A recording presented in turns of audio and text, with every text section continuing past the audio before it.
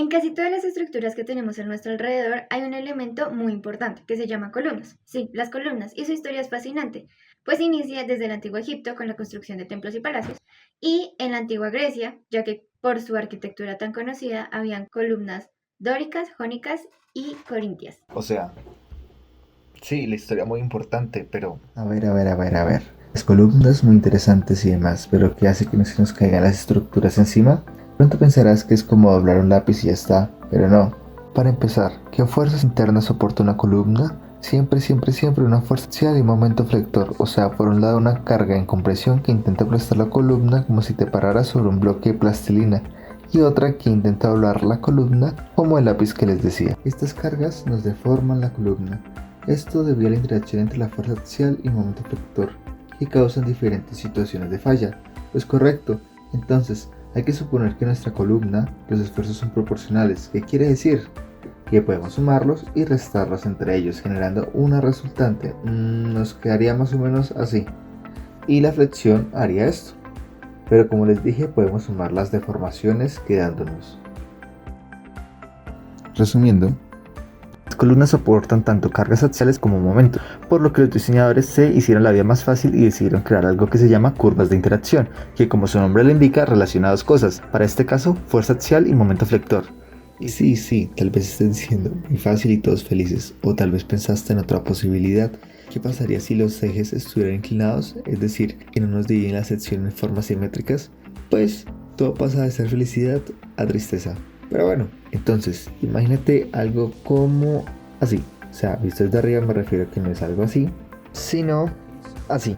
A esto le llamamos eje inclinado. ¿Por qué? Porque tiene sus ejes inclinados. Pero, ¿qué pasa aquí? Bueno, hay que entender que hace ya un tiempo el señor de apellido Whitney propuso una distribución de esfuerzos para el concreto, donde propuso un bloque en el cual representaba la distribución de esfuerzos a compresión del concreto, los cuales, al saber las dimensiones de nuestra columna, podemos hallar la fuerza resultante, y la cual debe ser igual a la fuerza resultante a tracción que nos da el acero. Observen, la flecha arriba es nuestra fuerza en compresión, la cual debe ser igual a la magnitud de la flecha de abajo, que sería nuestra fuerza de tracción que nos da el acero. Y con estas también podemos sacar el momento interno que soporta la columna. Esto para ejes que no están inclinados. En ejes inclinados se ve más o menos así el bloque de Whitney, donde debemos repetir el proceso teniendo en cuenta la posición del acero de refuerzo y la distribución de esfuerzos. Para este ejercicio analizaremos una columna convencional de 300 por 400 milímetros. Su refuerzo estará compuesto por 6 barras número 7 y tendrá un estribo número 3. Sin embargo, pues sabemos que debemos analizarlo como un eje inclinado, por lo cual se vería así. Y como datos principales tenemos que la resistencia del concreto sería 28 megapascales y la resistencia del acero sería de 420 megapascales. Sabemos que para realizar cada punto en la curva de interacción debemos ir variando el C, que es la distancia desde la fibra más comprimida hasta el eje neutro. Para este caso, asumiremos que C va a ser igual a 150 milímetros. Como primer paso debemos determinar la distancia desde la fibra más comprimida hacia cada una de las barras. Por ejemplo, para la primera barra la distancia sería esta y pues se vería algo así. Si nosotros hacemos zoom para calcular esa distancia, obtenemos algo así y sabemos que el recubrimiento es de 40 milímetros a ambos lados, por lo que por geometría podemos asumir que la distancia desde el eje neutro hasta el estribo será de 40 raíz de 2. La distancia total sería 40 raíz de 2 milímetros más 9.5 milímetros, que sería el diámetro del estribo, más la mitad del diámetro de la barra, que en este caso, pues como es número 7, sería 22.2, obteniendo que este sería 77.16 milímetros. Hacemos lo mismo para cada una de las barras, obteniendo así. A lo largo del video pues mostraré como este recuadro, que será como la simplificación de los cálculos. Como paso 2 tenemos que realizar nuestro diagrama de deformaciones. Como sabemos, se podría realizar con una simple semejanza de triángulos. Entonces tenemos el triángulo azul, cuya altura sería C y base sería 0.003, y tenemos el triángulo rojo, que sería la deformación que queremos calcular.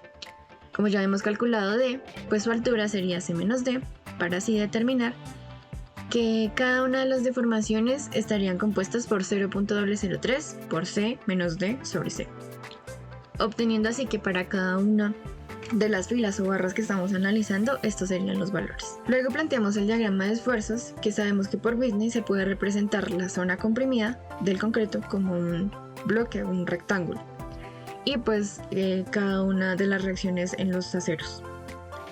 Entonces obtenemos las ecuaciones y lo mismo, para cada una de las filas, en este caso solamente estamos analizando el acero, obtenemos los diferentes resultados. Luego planteamos nuestro diagrama de cuerpo libre, que ya sería como tal las fuerzas tanto de compresión como de tracción que se encuentran en la columna. Y pues realizamos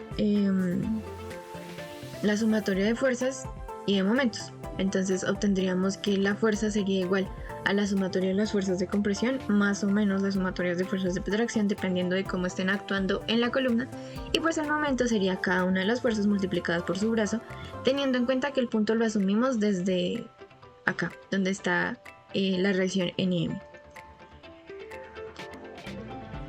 Calculamos el Y barra, que para este caso sería de 247.487 milímetros, para así obtener la fuerza, que sería multiplicar la reacción que ya habíamos calculado por el área, y el brazo sería ese Y barra menos los Ds que ya habíamos calculado, para así obtener el momento, que pues sería tanto la fuerza multiplicada por el brazo. Aquí ya estarían los cálculos para solamente el acero, pero ¿qué pasa con el concreto? Nosotros sabemos que debe haber una zona a compresión y que la zona a compresión es la que está desde la fibra más comprimida hacia la altura A. Por facilidad de cálculos, lo que hicimos fue para cada uno de los vértices de la columna poner un sistema coordenado. Entonces este sería el punto 1, el punto 2 y el punto 3. Y asimismo calculamos una función que describiera la línea entre el punto 1 y el punto 2 y entre el punto 1 y el punto 3, obteniendo así que una función para describir los puntos y así poder determinar el área, que es lo que necesitamos para poder calcular las fuerzas de sub C. Sabemos que A es igual a 0.85 por C, por lo que para este caso pues sería 127.5. Entonces sabemos que el área de ese triángulo va a estar descrita por su altura, que va a ser A, y su base, que en este caso la llamamos L. Entonces por medio de las funciones calculamos esos dos puntos para así determinar su distancia, y entonces obtenemos que L va a ser igual a 255 milímetros. Ahora sí ya podríamos calcular C sub C, teniendo en cuenta que sería el área del triángulo que ya calculamos anteriormente por 0.85 F' sub C, y que el momento sería C sub C, que es la fuerza, por el brazo. Entonces debemos calcular el centroide de ese triángulo. Pues como bien sabemos por estática, el centroide del triángulo sería 2/3 de A desde la fibra más comprimida, en este caso, por la altura. Y pues obtenemos el valor del brazo, que sería de 162.487 milímetros. Y ahora sí, ya podríamos determinar como ese punto en la curva de interacción, recordando que en la curva de interacción en el eje de las X están los momentos y en el eje de las Y están las fuerzas. Entonces realizamos sus respectivas sumatorias y obtenemos que la fuerza axial es de menos 137.32 kN y que el momento será de 117.6585 kN/m. Sabemos que lo engorroso de este ejercicio pues es que a medida que se va variando C, se va abarcando una diferente figura. Puede ser un triángulo o un trapecio o una figura como la que se ve acá. Entonces debemos determinar esa fuerza, porque en sí lo único que cambiaría sería la parte de compresión del concreto, y tendríamos que calcular tanto el área de esa figura que está subrayada como el centroide. Eso sería lo único que cambiaría en el ejercicio a medida que se va variando C. Por medio de ITAPS calculamos como tal la curva de interacción y su volumen total, para así analizar y realizar el diseño de la columna.